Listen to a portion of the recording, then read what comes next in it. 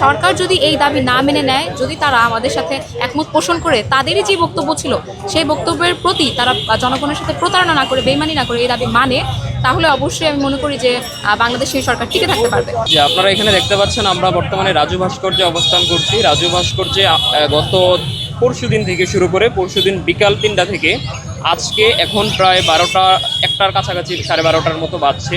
প্রায় 45 ঘন্টার উপরের সময় ধরে আমাদের বিশ্ববিদ্যালয়ের শিক্ষার্থী সাদিক মুনিম এবং সাকিবুর রহমান, তারা দুইজন অনশন করছে।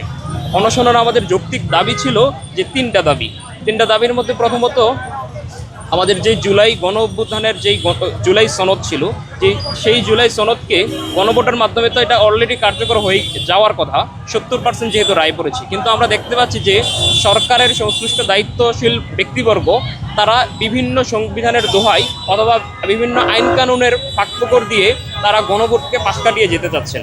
সেই জায়গা থেকে প্রথম আমাদের দাবি ছিল যে গণভোটকে অবিলম্বে জাতীয় সংসদের বিল আকারে উত্থাপন করে সেটি বাস্তবায়নের কার্যকর পদক্ষেপ গ্রহণ করা।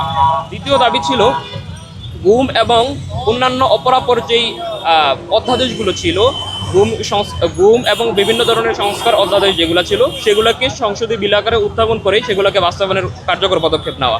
এবং 3 নম্বর দাবি ছিল জুলাই সনদে যে অপরাপর সংস্কার প্রস্তাবনাগুলো আছে সেগুলোর ফিজিবিলিটি টেস্ট করে সেগুলো বাস্তবায়নের ক্ষেত্রে কার্যকর পদক্ষেপ নেওয়া। কিন্তু আমরা আজকে তাদের অনশনের প্রায় 45 ঘন্টা, অর্থাৎ আর কিছু সময় পরে তাদের 48 ঘন্টা, অর্থাৎ 2 দিন পার হয়ে যাবে।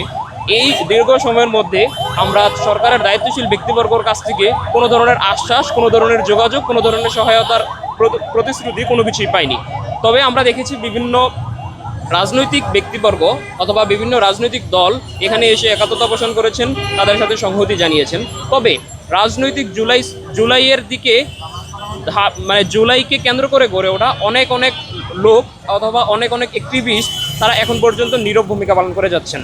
আমরা তাদেরকে বলতে চাই যে আপনারা আপনাদের এই সহযোদ্ধা ভাইদের প্রতি আপনারা সংহতি জানানোর জন্য নেমে আসুন, আপনারা তাদের পাশে দাঁড়ান, তাদের পাশে এসে সংহতি জানান এবং জুলাই সনদ বাস্তবায়নের ক্ষেত্রে আপনারা কার্যকর ভূমিকা গ্রহণ করুন।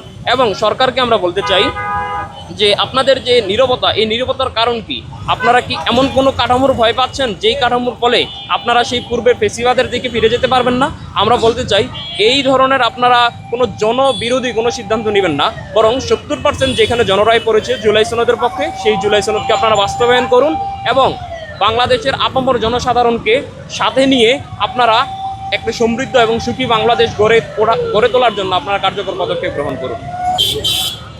এখানে রাজু ভাস্কর্যের পাদদেশে গত প্রায় 3 দিন যাবৎ ঢাবি শিক্ষার্থী, প্রাইভেট ইউনিভার্সিটি শিক্ষার্থী সহ আমার 3 জন ভাই এখানে অনশন পালন করছেন, আমরণ অনশন, গণভোট বাস্তবায়নের দাবিতে। তো এই পর্যন্ত প্রায় 46 ঘন্টা পার হয়ে যাওয়ার পরও সরকার থেকে এখনো কোনো বিবৃতি আসেনি। সরকার যদি এই দাবি না মেনে নেয়, যদি তারা আমাদের সাথে একমত পোষণ করে তাদেরই যে বক্তব্য ছিল সেই বক্তব্যের প্রতি তারা জনগণের সাথে প্রতারণা না করে, বেইমানি না করে এই দাবি মানে, তাহলে অবশ্যই আমি মনে করি যে বাংলাদেশ সেই সরকার টিকে থাকতে পারবে। অন্যথায় আমি মনে করি এই সরকার ফ্যাসিবাদের দিকেই না, কেবল এই সরকার পতনের দিকে হয়ে যাবে। এই সরকারকে আমরা বাংলাদেশের জনগণ পতনের দিকে নিয়ে যাব। যদি এই সরকার জনগণের সাথে শুরুতে বসতে না বসতে, ক্ষমতায় আসতে না আসতেই স্বৈরাচারী হয়ে উঠতে চায়, নব্য কোনো ফ্যাসিবাদের ঠাঁই আসলে বাংলাদেশের মানুষ এখন দিবে না, কারণ তারা এখন সচেতন। বাংলাদেশে শেখ হাসিনা একমাত্র বড় স্বৈরাচার ছিল, তার মতো কোনো স্বৈরাচার দ্বিতীয় আসবেও না এবং হতে দেওয়া যাবে না, সেটা জিয়াউর রহমান হোক বা যেই হোক, এবং বাংলাদেশের তারেক জিয়া বা যেই হোক, তারেক জিয়া ফ্যামিলির তাইমা রহমান বা পৃথিবীর যেই হোক, বাংলাদেশে আমি মনে করি না আর কেউ শেখ হাসিনার মতো কোনো নব্য ফ্যাসিস্ট হয়ে উঠতে পারবে। এবং শিক্ষার্থীদের যেই দাবি গণভোট, এই গণভোট বাস্তবায়ন দাবি, এটা শুধু আমাদের দাবি না, এটা শুধু আমাদের রিকোয়েস্ট না, এটা আমাদের অধিকার। আমাদের অধিকার যদি আমরা বুঝে না পাই, তাহলে শুধু এই আমরণ অনশন থাকবে না, পুরো বাংলাদেশ ব্লকেট করা হবে এবং এই সরকারকেও পতন দিকে নিয়ে যাওয়া হবে। ও আপনার নাম এবং পরিচয়? আমি তাসমিয়া রহমান, জুলাই মঞ্চের যুগ্ম মুখপাত্র এবং আমি একজন এসএসসি ক্যান্ডিডেট।